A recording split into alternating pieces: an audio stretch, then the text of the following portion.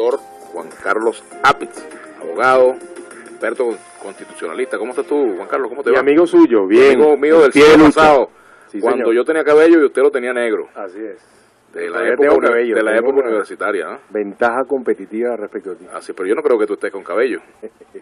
No, ni jugando con el portavoz del miedo gubernamental, ¿no, señor? Bueno, Juan Carlos, hablemos un poco del derecho, hablemos de la Constitución, hablemos de la constituyente, de estas últimas decisiones del Tribunal Supremo de Justicia, las acciones de la Fiscalía, que han sido variadas en los últimos días, ¿no? Oye, la decisión del día de hoy en la cual declaran inadmisible el recurso interpuesto por Luis Ortega Díaz en su condición de fiscal general de la República contra los actos del CNE mediante el cual convocan a la Asamblea Nacional Constituyente, mediante el cual aceptan las bases comiciales presentadas por el presidente Nicolás Maduro, y también el tercer acto del 25 de mayo mediante el cual fijan fecha para que se inscriban los postulados como constituyentistas a la Asamblea Nacional Constituyente, es una tracalería más del Tribunal Supremo de Justicia, porque no he visto la sentencia, lamentablemente no han dejado revisarla, pero en el resumen que hacen en la página web del Tribunal Supremo de Justicia se dice que lo declaran inadmisible por inepta acumulación de pretensiones, debido a que la fiscal aparentemente está intentando un recurso de nulidad contra actos que derivan de diversos entes del poder público. Y entonces uno dice, bueno, pero ¿de qué se trata esto? ¿De burlarse de los venezolanos? ¿Cómo que hay una inepta acumulación de pretensiones porque son actos de diversos órganos del poder público cuando todos los actos intentados en nulidad son actos que devienen del Consejo Nacional Electoral en cabeza de su presidenta Tibisay Lucena? Es una traquelería más del Tribunal Supremo de Justicia, pero además yo quiero aprovechar la oportunidad de ponerle nombre y apellido a esa sentencia de la sala electoral que estoy comentando, porque esa misma sala electoral, por ejemplo, es la que le arranca a los diputados al Estado Amazonas en enero de 2016, es la misma sala electoral que le quita las 2/3 partes, la mayoría absoluta, a la fuerza de oposición democrática venezolana. ¿Quién es esa sala electoral? Bueno, esa sala electoral está integrada nada más y nada menos por Cristian Tayron Serpa. Cristian Tayron Serpa viene de ser diputado por el Partido Socialista Unido de Venezuela por el Estado Trujillo entre el año 2010 y el año 2015. Es el mismo candidato a diputado por ese Estado Trujillo que pierde con el candidato de la oposición democrática venezolana. Bueno, ese es magistrado de la sala electoral. ¿Quién más integra en esa sala electoral? Fanny Márquez Cordero, que viene a ser nada más y nada menos que consultora jurídica de CONATEL y luego intendente nacional del CENIAT, es decir, viene de ser funcionario público del gobierno del presidente Nicolás Maduro. ¿Quién más integra esta sala electoral? Janet Madrid Sotillo, nada más y nada menos que diputada del PSUV por el Par Latino entre 1998 y 2010, nada más y nada menos que fundadora del movimiento Quinta República. Y puedo seguir diciendo nombres, Malaquía Gil Rodríguez, también magistrado de esa sala electoral que viene de ser diputado a la Asamblea Nacional por el PSUV del Estado Trujillo. Es decir, ¿podemos tener de alguna manera esperanza de justicia en ese Tribunal Supremo de Justicia? Obviamente que no, por eso es que nos sentimos burlados por esa sala electoral del Tribunal Supremo de Justicia, y no muy otra es la situación en la Sala Constitucional y en el resto de las salas del Tribunal Supremo de Justicia. Conversamos con Juan Carlos Apitz, él es abogado constitucionalista. Ahora, Juan Carlos, desde el punto de vista meramente del derecho, los recursos que ha intentado la Fiscal General de la República han estado apegados a la norma, ¿tienen alguna debilidad, tienen algún flanco por el cual pudieran carecer de sustento? Todos los recursos intentados últimamente por la Fiscal General de la República son recursos que están apegados a la ley. La sala electoral era la sala competente para conocer en nulidad de los actos del CNE. El recurso intentado ante la Sala Constitucional, con motivo de la convocatoria arbitraria que hizo el presidente de la República, sustituyéndose en el pueblo de Venezuela, quien es el único que puede convocar efectivamente a una asamblea constituyente, también era un recurso apegado a la ley, a la Constitución. Ahora, fíjense las respuestas que ha dado el Tribunal Supremo de Justicia. Ante la acción intentada en la Sala Constitucional, la semana pasada declaran que no tiene legitimación para interponer ese recurso. Pero bueno, ¿qué es esto? Siendo que la fiscal es justamente la garante de la legalidad y de la constitucionalidad en Venezuela. Por supuesto que está pegado a la Constitución y a la ley. Luego, este recurso ante la sala electoral también tenía legitimación y también era el tribunal competente, y no es verdad que haya inepta acumulación de pretensiones. Es decir, la fiscal, gracias a Dios, despertó de un letargo que por años estuvimos denunciando, estuvimos reclamando, y está cumpliendo con las competencias que le asigna la Constitución y la ley orgánica del Ministerio Público. ¿Qué pasa si en Venezuela se realiza, Juan Carlos, una asamblea constituyente bajo los parámetros que se ha establecido, bajo los cuales ha sido establecida su convocatoria? Bueno, en Venezuela no habrá una Asamblea Nacional Constituyente, y mucho menos esta Asamblea Nacional Constituyente arbitraria que ha sido impuesta por el presidente Nicolás Maduro, y no lo habrá sencillamente porque los venezolanos no nos vamos a calar que nos impongan una constitución, que deroguen de manera arbitraria, a trocha y mocha, la Constitución de la República Bolivariana de Venezuela. Fíjate, tú como constituyentista y venezolano has demostrado que no estás de acuerdo con esta convocatoria a Asamblea Nacional Constituyente. El resto de los venezolanos tampoco estamos de acuerdo y haremos ejercicio de nuestro derecho previsto en el artículo 333 de la Constitución, según el cual tenemos derecho a la resistencia civil a la opresión y a la tiranía, dirigida a restablecer por todos los medios posibles la efectiva vigencia de la Constitución de la República Bolivariana de Venezuela cuando por cualquier hecho o acto no previsto en ella se deroga o se resta su vigencia. Estamos hablando del artículo 333. 333. Yo creo que ese es el artículo que nos permite estar hoy en las calles manifestando de forma pacífica y sin armas, exigiendo el cumplimiento de la Constitución y exigiendo el respeto de nuestros derechos humanos. Conversamos con el doctor Juan Carlos Apitz. Ahora, Juan Carlos, precisamente sobre este tema del 333. Del 333 al 350, desde el punto de vista de la interpretación de la Carta Magna, ¿cuáles son, digamos, los pasos que hay que dar para pasar de uno, de ese artículo al 350 sin dejar de leerlo todo lo que tenga en el medio, pero digamos lo que implica la conectividad, si puede hablarse, o la conexidad entre ese artículo, el 333 y el 350? Sí, fíjate, los teóricos en materia de derecho a la rebelión deslindan perfectamente el artículo 333, que es ese derecho a la resistencia, a la opresión o a la tiranía, que significa rechazar, que significa, digamos, manifestar, que significa luchar todo lo que debe hacer para restablecer la vigencia de la Constitución.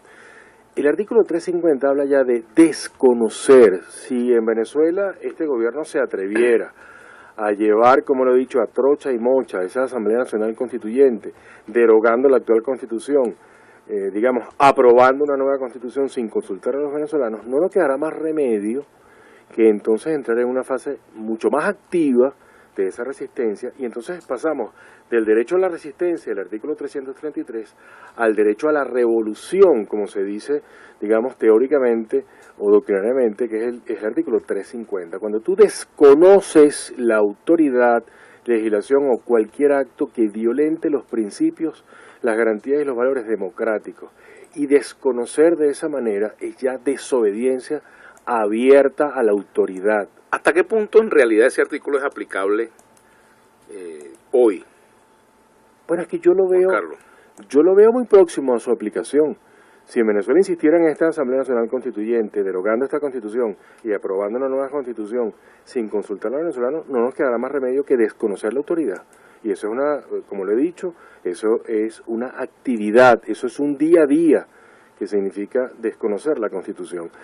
Y fíjate, la Sala Constitucional en el pasado trató de encauzar cómo aplicar ese artículo 350, y eso es un gravísimo error, porque así como es un error pensar que el artículo 350 se activa simplemente oprimiendo un botón, que no es así. Eso es verdad. Eso tampoco es así, pero tampoco es, como lo dijo la Sala Constitucional en su momento, que usted tiene que agotar todas las vías institucionales antes de poner en práctica este artículo. Creo que en Venezuela se están dando las condiciones para que activemos el artículo 350, pero de momento estamos haciendo uso del ejercicio que nos da, del derecho que nos prevé, que nos ampara el artículo 333 de esa Constitución, que tú como constituyentista lo conoces, que es simplemente ejercer un derecho-deber de luchar por la efectiva vigencia de la Constitución, que es lo que está pasando hoy en Venezuela. En Venezuela nuestra Constitución no se aplica, no se le da vigencia. Las instituciones que están llamadas a aplicarla, a hacerla buena, le dan la espalda a esa Constitución y pareciera que están leyendo otra Constitución que responde a las ansias de poder de este gobierno. Conversamos con el doctor Juan Carlos Apitz. Juan Carlos, hoy la Fiscal General de la República ha dado una declaración que, bueno, yo te voy a decir, no me imaginé que pudiera llegar a escuchar. La Fiscal General de la República Bolivariana de Venezuela advirtiendo que si le ocurre algo a ella o a su familia, pues responsabiliza al Ejecutivo Nacional y al SEBIN. ¿Qué lectura le das tú a esto? Mira, la Fiscal General de la República está comprometida hoy por hoy en el ejercicio de sus competencias, a hacer cumplir la Constitución y la ley, y esta declaración la da en el siguiente contexto. Hoy presentó ante el Tribunal Supremo de Justicia una acción para que se declare nula la designación de 13 magistrados titulares y 21 magistrados suplentes del Tribunal Supremo de Justicia en sus distintas salas. Debo decirte que en mi condición de miembro del Bloque Constitucional de Venezuela, a partir de enero de 2016, nosotros hicimos denuncias de que ese procedimiento de designación no cumplió con las pautas establecidas en la Constitución y en la ley del Tribunal Supremo de Justicia. Ahí se designaron entre gallos de medianoche en diciembre de 2015, en aquella Asamblea Nacional ya agónica, presidida por Nicolás Maduro, a estos magistrados express, personas que no contaban... No, era por Diosdado Cabello. Bueno, presidida por Diosdado Cabello, sí, esa Asamblea Nacional. Ah, dije Nicolás Maduro. Sí. Bueno, no hay ninguna diferencia, en todo crees? caso. Sí, claro. Sí, uno los ve y aunque parezcan que están en frentes distintos, se trata de lo mismo, en el fondo. Son los mismos intereses que están tratando de proteger. Pero retomo la idea inicial, fíjate. Se nombraron esos magistrados, se nombraron sin cumplir con las pautas establecidas en la ley y en la Constitución, y eso lo denunciamos una y otra vez. A partir de esa denuncia se nombró una comisión en la Asamblea Nacional para investigar cuál fue el procedimiento que se cumplió o la falta de procedimiento que no se cumplió, y se determinó que efectivamente no se habían cumplido con los procedimientos de ley. Se trató de anular esa decisión y el Tribunal Supremo de Justicia, de una manera sorprendente, grosera, grotesca, dejó sin efecto la decisión de la Asamblea Nacional. Hoy, la Fiscal General de la República presenta un recurso para que esa designación sea declarada nula. Ahora, debo tomar en consideración que quienes van a conocer de ese recurso son los que están denunciados. Y lo que el pueblo de Venezuela le exija a esos magistrados, entre comillas, por cierto, porque para mí son usurpadores de ese cargo de magistrado, porque fueron designados de manera irregular, sin contar con las condiciones personales y profesionales para ello, tendrán que inhibirse, porque en caso contrario la fiscal podrá recusarlos, tanto a los principales como a los suplentes, y creo que ese es el motivo de la preocupación que tiene el gobierno, representado en el SEBIN, que hace una y otra vez amenazas en contra de la fiscal y su familia.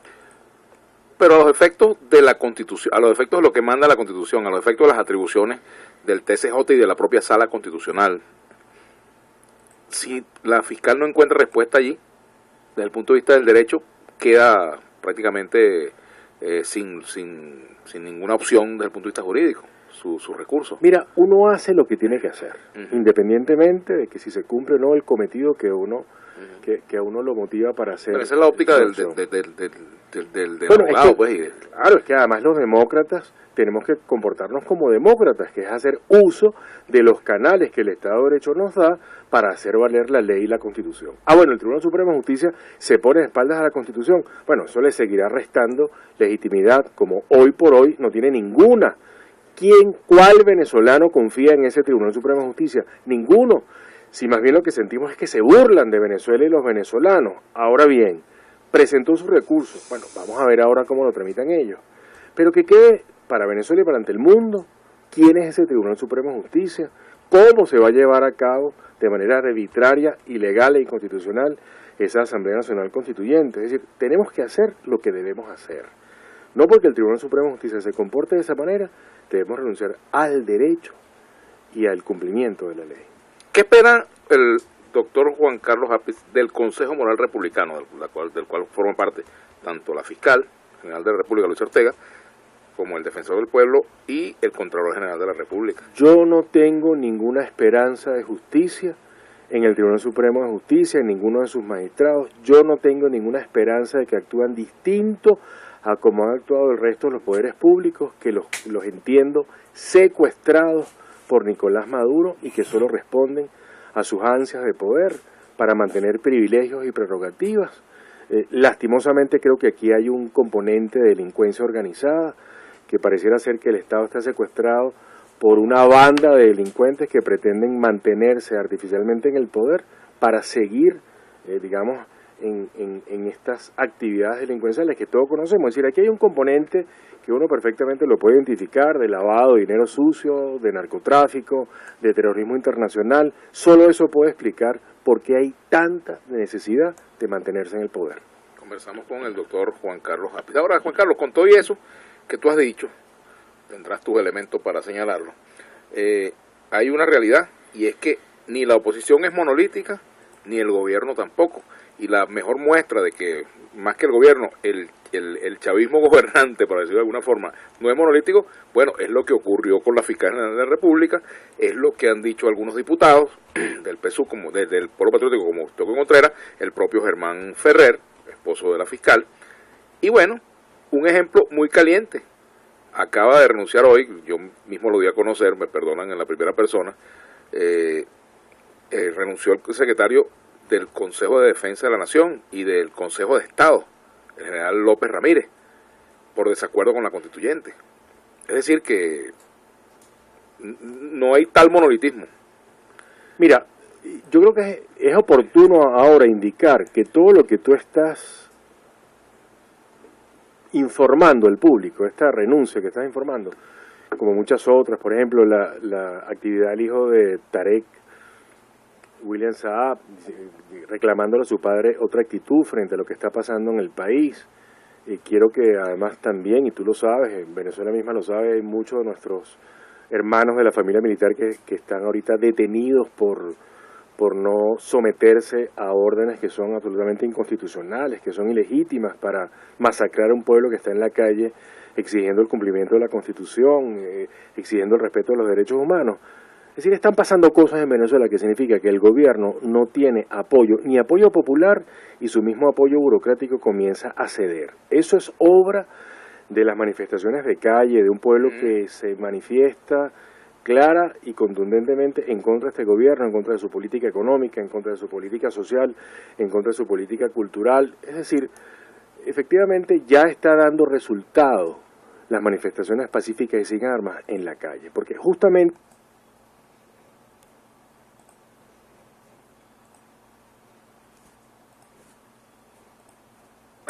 nuestros hermanos de la familia militar que están ahorita detenidos por no someterse a órdenes que son absolutamente inconstitucionales, que son ilegítimas para masacrar a un pueblo que está en la calle exigiendo el cumplimiento de la Constitución, exigiendo el respeto de los derechos humanos.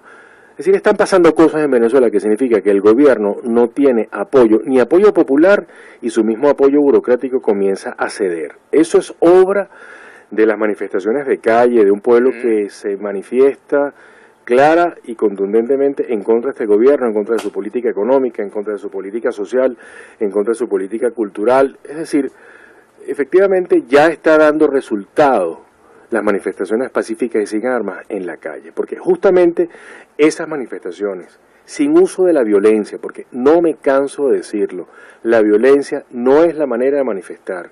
Sin embargo, ha habido episodios de violencia, hay grupos que la practican, Carlos, eso no se puede ocultar. Bueno, no se puede ocultar, pero efectivamente eso no es una cosa dirigida. La oposición no se ha deslindado tampoco definitivamente. Bueno, yo sí creo que sí se ha deslindado, creo que lo ha dicho en reiteradas oportunidades, que no es con violencia como podemos resolver esta coyuntura política en Venezuela. Que además detrás de una máscara se esconde cualquiera.